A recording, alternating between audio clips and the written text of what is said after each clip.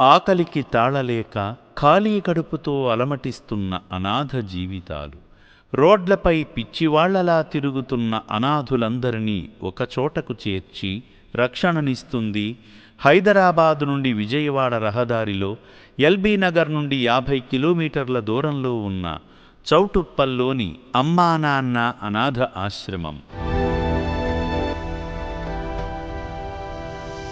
ఈ సేవాశ్రమంలో నిర్భాగ్యులు ప్రశాంతంగా జీవిస్తున్నారంటే సమాజ సేవకై ముందుకు వస్తున్న మీలాంటి మానవ మహనీయుల వల్లనే.